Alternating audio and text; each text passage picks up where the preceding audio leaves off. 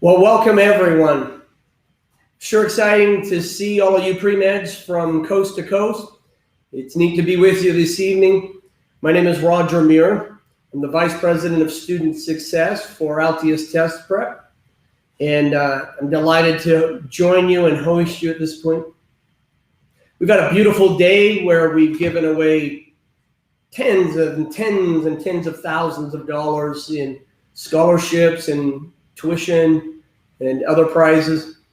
During this segment, we're going to give away a free iPad and a half tuition scholarships for one of our silver mentoring programs.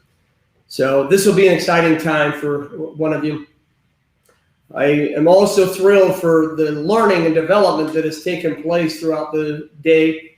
If you've not been able to join us on each of the different segments, feel free to log into our YouTube channel at another time, and those will be available to you to gain the training that you missed.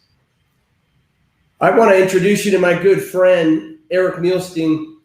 I'm going to let him do the majority of the introduction, but we want to end our crazy MCAT day moving away from the anxiety of the MCAT and the overall overwhelming experience of getting ready for medical school. And I wanted to point you towards the future, your career as a doctor, as a surgeon. And I want you to get some insight from the patient's point of view. So with that, I welcome my buddy, Eric. Sure glad to have you with us this afternoon, my friend. I am grateful to be here, Roger. Thank you very much for this opportunity that I have. My name is Eric Nielstein, and like Roger said, it's kind of a different scenario than what you are kind of used to right now. All day long, you've been kind of taught and tutored on how to get good scores on the MCAT and what's necessary to get into medical school and qualify for your dream of becoming a doctor, which that is an awesome goal to attend. And, now I'm kind of the opposite, and I want to kind of go through my story and what you will be kind of going through over once you become a doctor and into your residency, and kind of think forward into the future of helping patients. So I've got a little PowerPoint that I'll just kind of walk you through, and kind of my story and kind of who I am and why I am here. So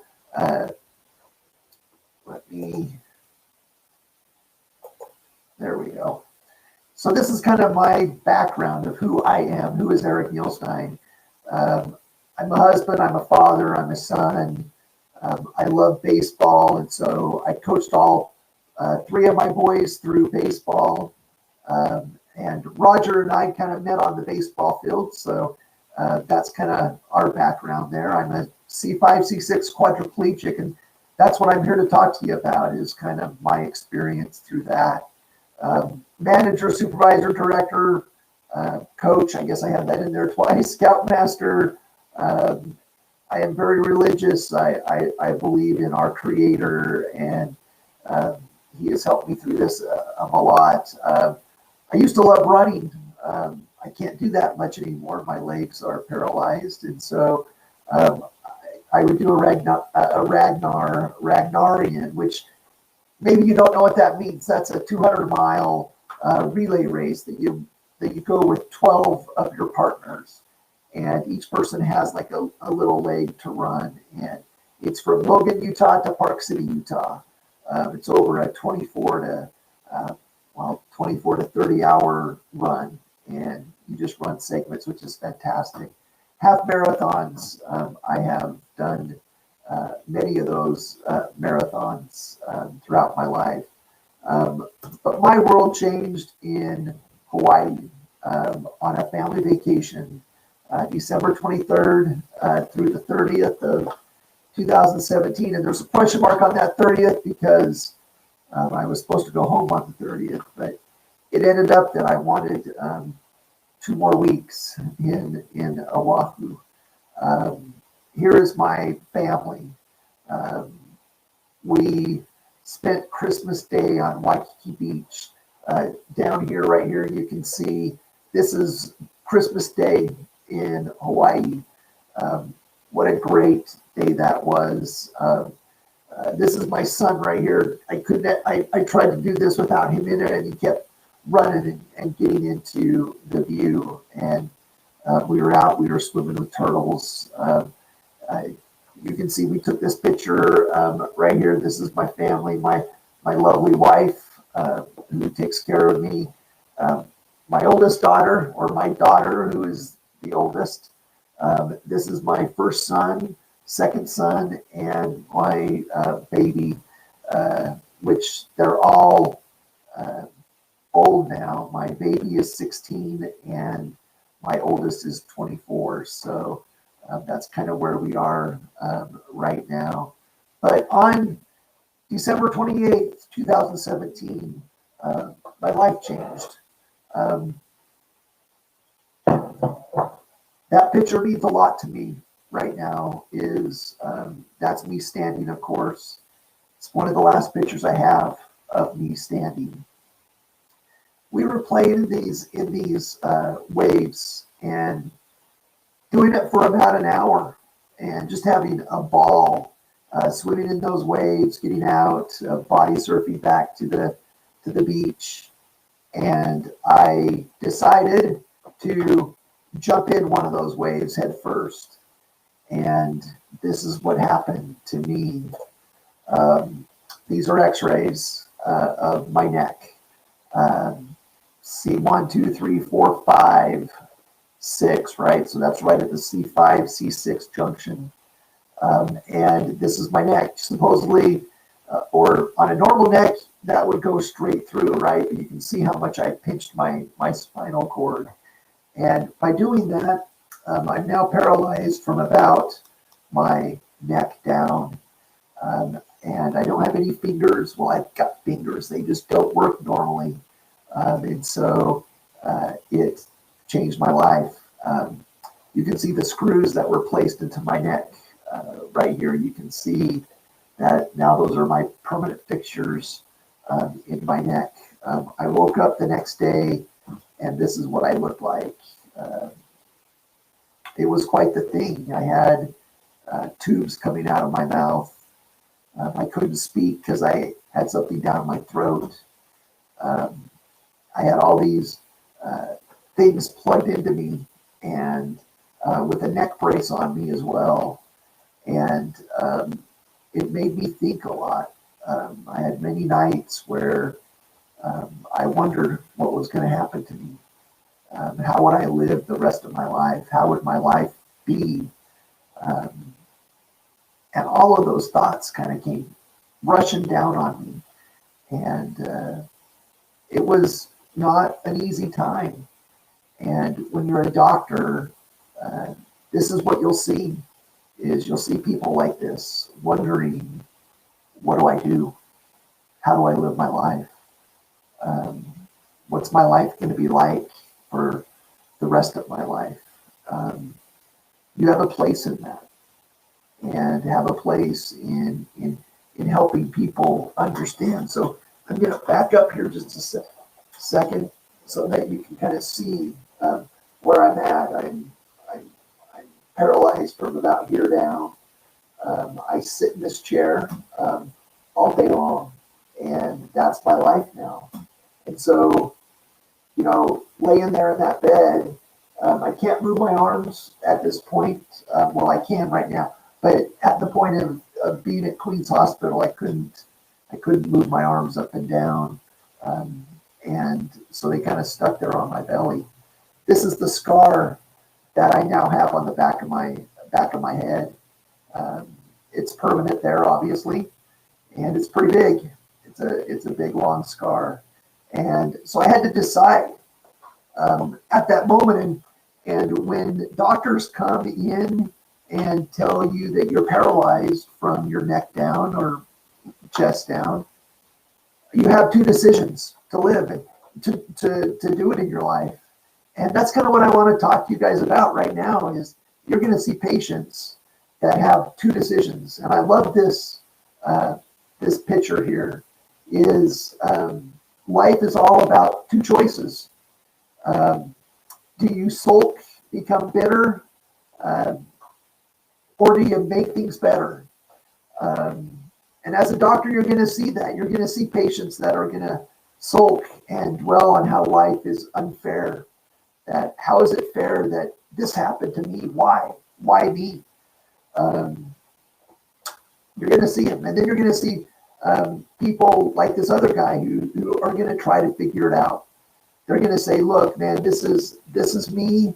What can I do? How can I get out of this mess? And they're going to start digging, and they're going to try to find a way. This is my doctor. He's my neurosurgeon right there. He is Dr. Khan. He is awesome, is what he is. He put me back together, and he had that smile on his face every time he came in and visited me. He gave me confidence. The nurses around me gave me confidence that things would work out. That even though it's tough right now, you can't move. You got all these wires in your body. You'll be okay. We'll show you how to do it. This bottom one right here. So I had spent about a week and a half inside, and this nurse worked on a way to get me outside. Nurse Cassia Ann is her name. And she got me outside onto the porch, onto the patio, so that I could see the sun. Do you think that made me happy? Absolutely it did. It was part of putting the pieces back together again. That's the next part of it here is, yeah, that was 2 weeks. I got this neck put back together. I then said, okay, how do I continue to live? And I got into this place. It's Craig Hospital. It's in Denver, Colorado, and it's one of the best rehabilitation centers in America. And this little right here, I circled it right there. That was my room for 3 months, and they had a lot of things there. They had how do you get into a car? They show you how to do that. How do you ride in an airplane? Here's equipment that you can utilize. Here are some rowing machines over here. I know it's not, you can't really see it very well, but there's some rowing machines and mats to help me turn, help me adjust myself. And in the bottom corner is the rooms that are there. And they're very cool. They have everything. It's all automated. It's like, I can't say the word because I've got one here in front of me, but it's like, Alexa. Oh, shoot, she heard me. Cancel. Yeah. So I've got Alexa, cancel. I love her, but she talks back a lot. But I can say something and it will close the blinds. It will turn on my TV. That's what they showed me what I could do there. This is the team of doctors, nurses, therapists, pharmacists. These 8 people had my back, so to speak, and they helped me understand Dr. Berliner and Dr. Coons. They're awesome. I had great physical therapists, Adele. She had been there for 40 years, putting people back together. I love that. Their smiles, their enthusiasm. This is a picture that this is the first time I ate a stroganoff, and I got some in my mouth, believe it or not. I did, but I also got some in my lap. When I first went to eat, so you can see that fork, it's placed in your hand like this. And when I first went to eat, I grabbed it and I tried to get to my mouth, and I found myself going over my head right here. It was funny. And that's what you had to do is I had to laugh at myself several times. And again, nurses, CNAs, all of that stuff made it awesome. This is one of the things that I love. Part of my recreational therapist was to show me that I could still ride a bike and get around. The neck thing was kind of hard to ride, but you can see that it made it possible. It's a good thing I had that flag on the back just so that people would know that I was coming in the gym. But those little things. There's another picture of me in the bike, me in my chair with my therapist lifting weights, and this is my truck. You can see what happens when I can get in and out of my truck. Just technology itself is amazing for me, that enables me to get around and still continue to live. My life has changed, most definitely, but it's really changed for the better. I focus on things that are different in my life, and this is now my team. My daughter just started nursing school in January. My son talks about being a doctor, so he'll probably be in your shoes in a while. Right now, he's serving a mission for my church. He's over in Ghana, Africa, having a great time over there. And then my other two sons, Brody here, kneeling, he's a senior, and Jake's a sophomore in high school. So, they've kind of wanted to help me out, and I'm so grateful that they're there for me. The medical field is a people job. You better love people and helping them improve to make it in your field. Those that have a personal smile on their face and are ready to help, that's the doctor I'm looking for. Would come to you to help put the pieces back together. And yes, we're anxious, we're nervous, and you're there to help us out. We need people that are highly successful people in the field of medicine to make this happen.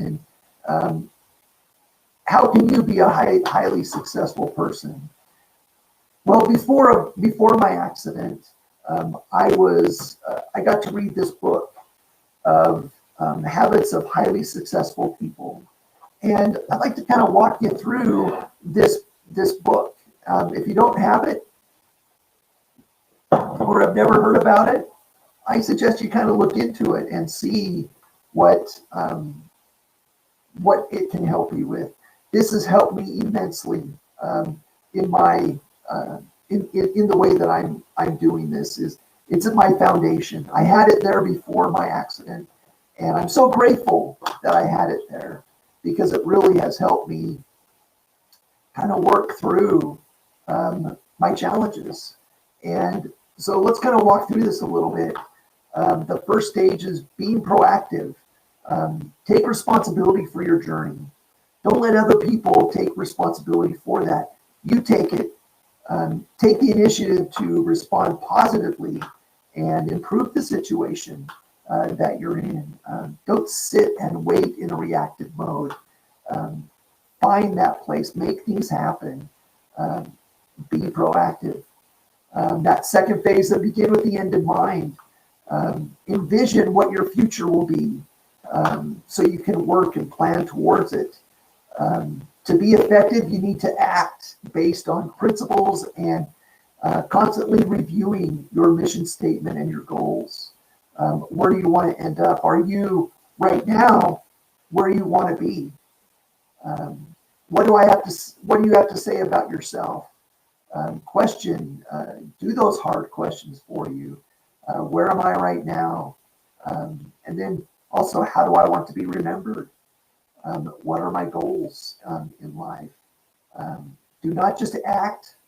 Think first. Is this how I want to go? Plan that out in your life. Once you have that plan sitting there, then you need to prioritize. And that's that next step is first things first.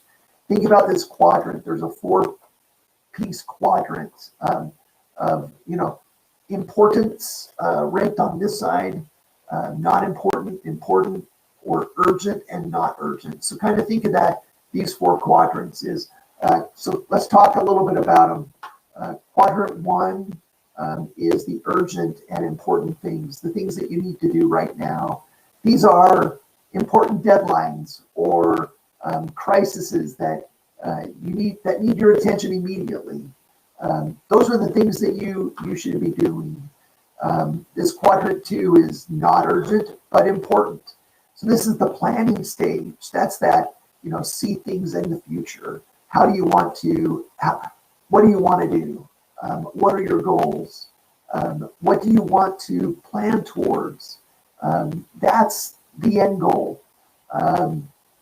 You probably want to spend a lot of time in this quadrant getting things to where you want to be in the future. And then obviously going in and doing those small steps each day. Quadrant 3 then is the urgent but not important things. These are distractions or deadlines that you don't have. And small talk is a great thing to do with your friends. Sitting down watching TV is a great thing to do, but that might not be too important for you at this point. There's a lot of stuff that is probably a better time spender.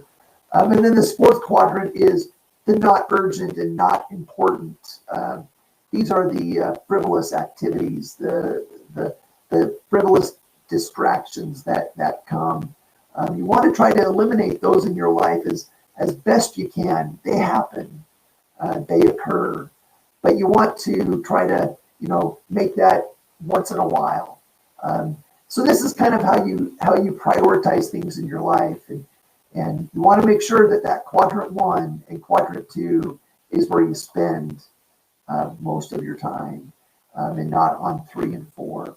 And then after that, then you go through these 3 stages right here. Okay, so you've got your plan in place. You've got what you want to do in your life.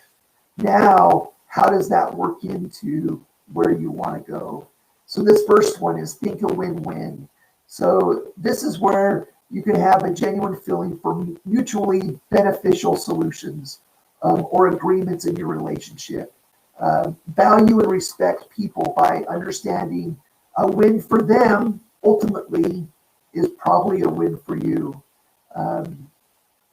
It's probably something that you can utilize. So like that relationship that you have that may help you out into the future. My wife is one of those that, we have to think together and think of a win-win solution. You think of your patients now. How can you succeed when they succeed? It is kind of based on that character-based code for human interaction and collaboration. And then you get into this seek first to understand, then to be understood. And you'll do that a lot, right? I mean, you'll go in and I'll roll into an ER and they'll look at me and they'll start asking me questions. What is your medical history? What is, what's going on with you? How are you feeling?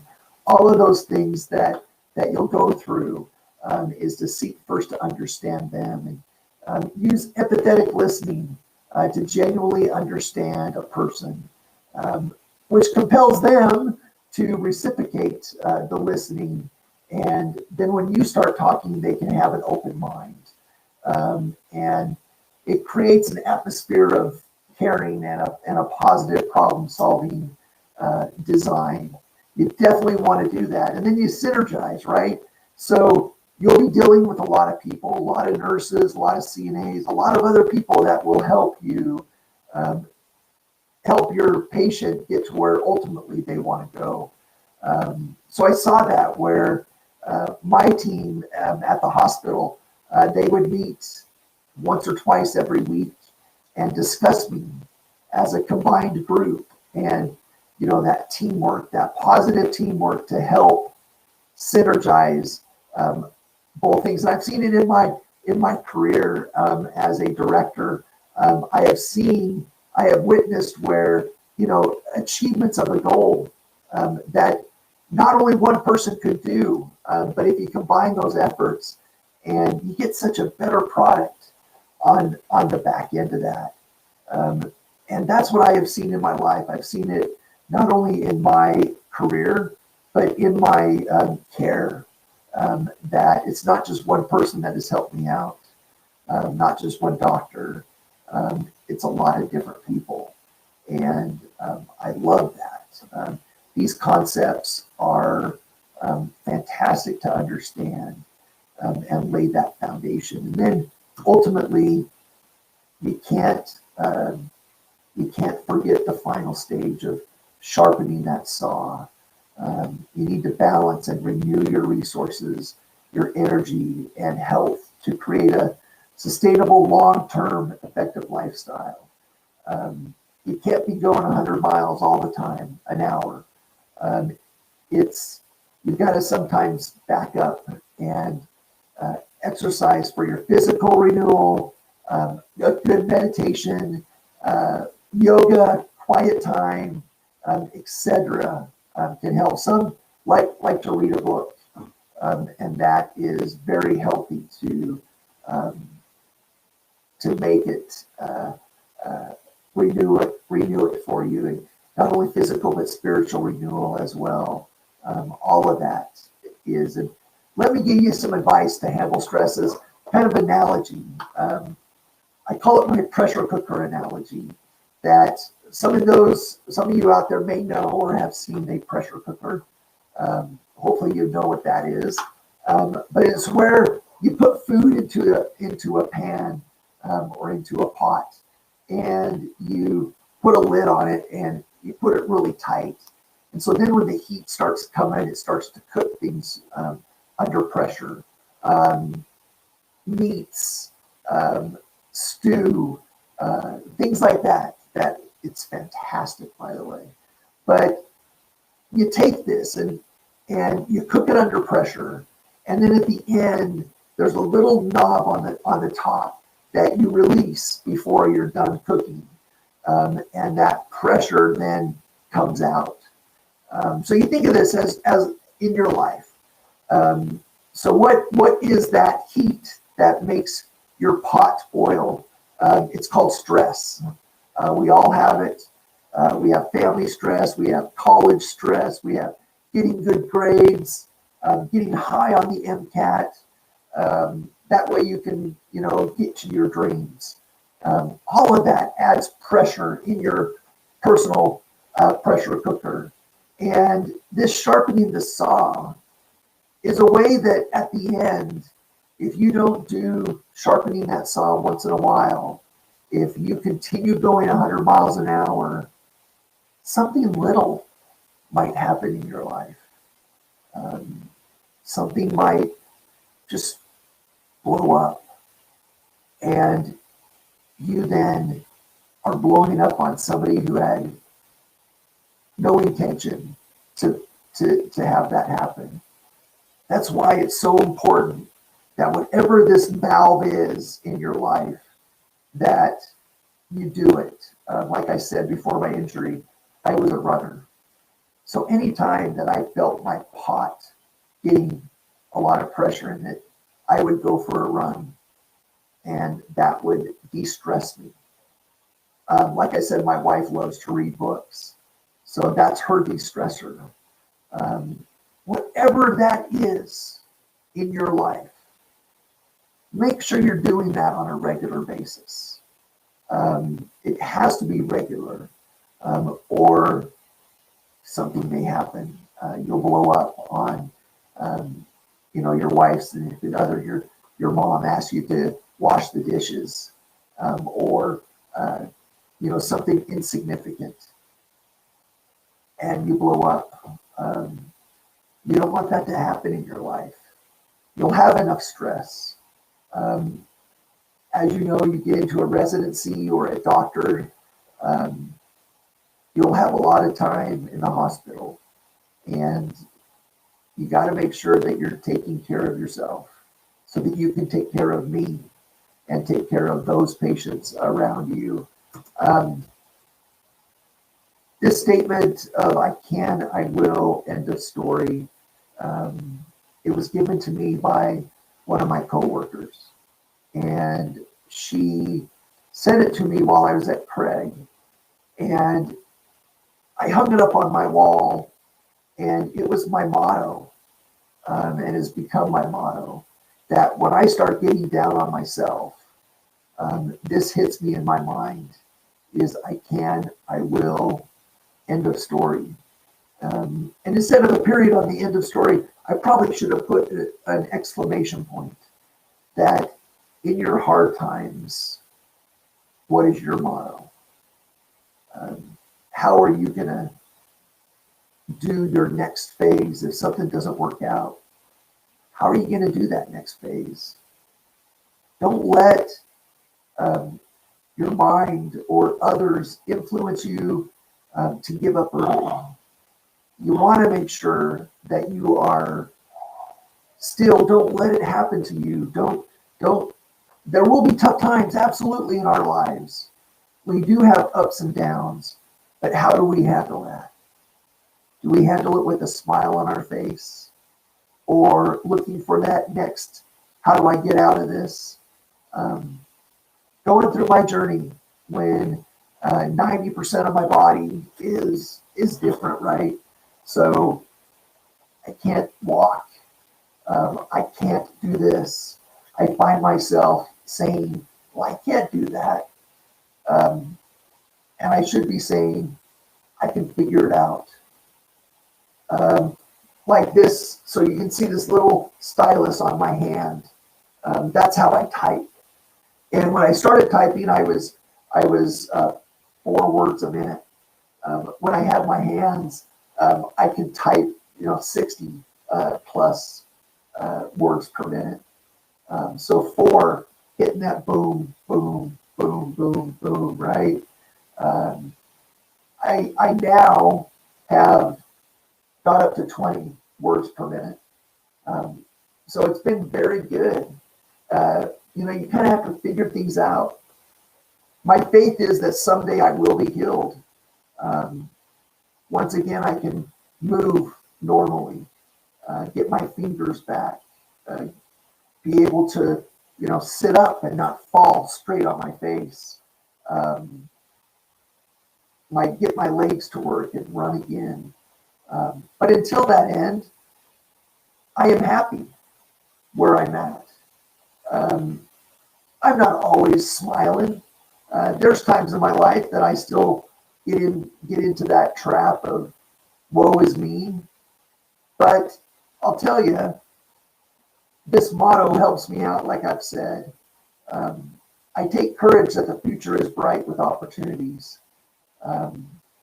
We only have this one life to live. So I ask you, how are you going to choose to do that? How are you going to choose to live? Are you going to live happy? Are you going to live not so happy? Are you going to be mad? Are you going to, decide right now, right today, how are you going to live your life? Set that foundation. And then work towards it. So if something bad does happen, like this, how are you going to react? If you don't get into that medical school, that school that you just wanted to get in, how are you going to react? I hope that it will be positive, that you can find a way around it. It's your choice. Don't let others make that choice for you. Make that choice. Maybe someday the people I'm talking to right now, when you guys become doctors, Maybe one of you will find a way for those of us that have a spinal cord injury that you'll be able to cure it or put it back together so it all works again. I look forward to that day. You think about what the medical field has done over the last 20, 30, 40, 50 years. The things that we've come up to, this virus that we're all cooped in, and life is not normal. It's not a cure, but the vaccine was done. Usually it takes 5 to 10 years to do something like that, and it took them 9 months to find a vaccine to help us out. I think things are starting to get quicker. We're solving problems in the medical field. And maybe one of you, I would love to see that. One of you might have that cure. I look forward to that day with anxious, but I'm not going to stop doing what I'm doing right now. I think with the foundation I have, with the family I have, with the support group that I have, it makes life enjoyable. I love it. And that's the foundation that you have to build. These are the things that I know happen. Don't give up. Don't give up on your dream. Don't let anybody do that. I know I've said that a lot. Don't let people put you down. You can do it. I can. I will. End of story. Thank you very much for your time today. I hope that I've inspired you to do much more with your life. You are important, and good luck on your journey. And I hope things work in your favor. That's my hope that will happen. And so, with that, Roger, I'll turn it back over to you. Eric, I'm so proud of you. Thank you. Congratulations, and best wishes to you and your family. I know there's been a great response in the chat in regards to the inspiration you've shared and well wishes for you. I hope you take a second to read some of those. Any questions for Eric? He's an open book, and he's here to help you. So let me just give you guys a minute to maybe put a thought together and share some thoughts with him. But could you imagine solving the problem he just put forward to us? I mean, think of it. When I was a kid, chicken pox all over the place. My whole family had chicken pox. I'm guessing that most of you students on this line today have never had chicken pox. It's because somebody figured that problem out and fixed it, right? I mentioned a little bit earlier that my grandfather died earlier of a heart issue that could have been easily taken care of with today's medicine and technology. He lost his life to it. That was the case back in the 1940s, but not in the year 2020. Somebody's figured out that, and dads and grandpas are living longer lives now than they did back in 1940. Because some pre-med student took it seriously, went to work, figured it out. I have no doubt, Eric, that somebody's going to fix this problem. Count on it. And I continue to commit to you and your peers and colleagues that my team will do everything we can to create hardworking, very committed, refuse to accept excuses type individuals that will eventually figure this out and fix this problem. So I look forward to that day. I'm going to be there with you when you walk out of the hospital on your own. We'll be there together. Fair enough? I love it. Anybody on this call willing to help me with that challenge? Anybody want to be that person that helps fix this problem?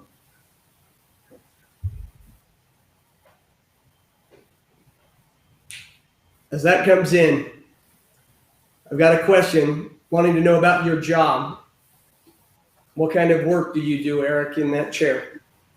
So I work for a utility company, Rocky Mountain Power, and I was a director of their call center. So I had a call center responsibility up in Portland, Oregon, and here in Salt Lake City, Utah. That's where I reside, is in Salt Lake City, Utah. And when I had my accident, I still can do that job. But I decided to take some time for me. I had 300 people reporting to me, and I was working on myself at that time. So now I am a product development manager for them. I work remotely from my home at this point, like everybody else. But I can do anything on the computer. And Siri is my friend. I've got a voice technology that I can speak in, and it's a voice to text. So really anything on the computer, I can get around. And so there's really not a limit on what I can do. But I'm very excited. I'm very blessed to have a company that worked with me and helped me along the way. That's kind of what I do. So I'm in the utility sector, and I manage new products into our business. So I'm working on solar. I'm working on all that kind of stuff at this point, and it's very exciting. Awesome. Well, congratulations again. Thank you. God bless you and your family. And we're working on the solution. Okay? Love it. Awesome. Okay, my friends, I am at the point where we're going to wrap up this MCAT crazy day and award our final prize of the day. I've got the envelope that was just given to me for the winner of this last prize. It's going to be an iPad plus a half tuition scholarship for our silver mentoring course. Total prize is $2,300. And I'm excited to be sharing that with the recipient here. Would be Joy Wong. Joy Wong from Texas A&M. Congratulations, Joy. You've got this new technology and the entire course to help you crush the MCAT. My team will reach out to you with the details on that and help you get all that set up. So with that, my friends, I thank you for an amazing day. I appreciate the kind words in the chat and your kindness for this. Please let us know how we can help you. I want to put the company name in the chat room now. The phone number, I said name, but what I really mean there, we're going to give you our contact number, our website address. If you have any questions, I'm certain we didn't answer them all, and we'll help you piece it all together, get it a little more structured exactly to what you need with your timelines and your budgets and things of that nature. I'm going to pause before I close and just make sure there aren't any other questions regarding Altius, MCAT, admissions. Let's just make sure that you guys have received what you need for today.